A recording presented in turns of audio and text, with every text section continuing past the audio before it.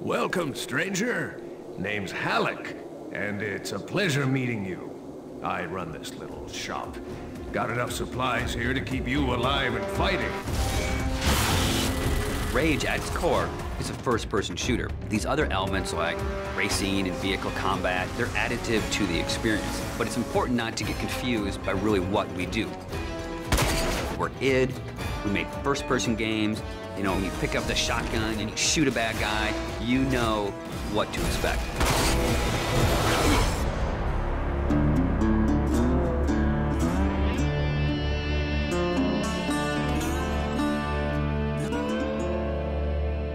So in Rage, what we've tried to do is in every new environment that you enter, we give you a new weapon or a new ammo type or a new engineering item to keep the experience fresh. And as you play through the game, your arsenal grows and grows.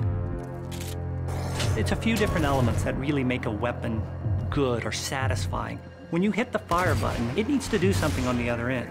And that's where you get the feedback from blowing a head off or seeing a cool death animation.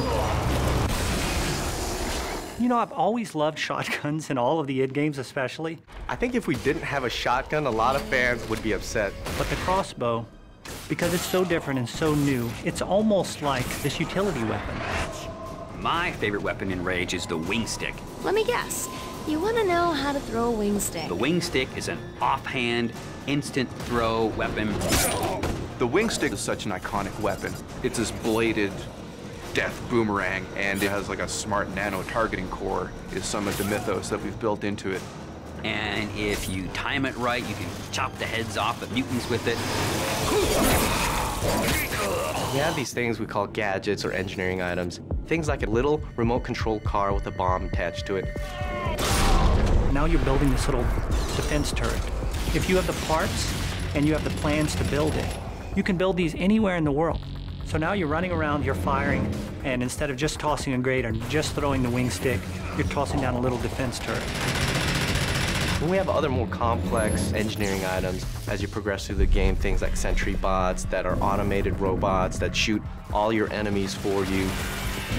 If you utilize some of the other gadgetry items, you can make it a thinking man's game. But it doesn't stray too far from our core mechanics. It's one button. It all follows the same principle. I pay nicely for quality goods.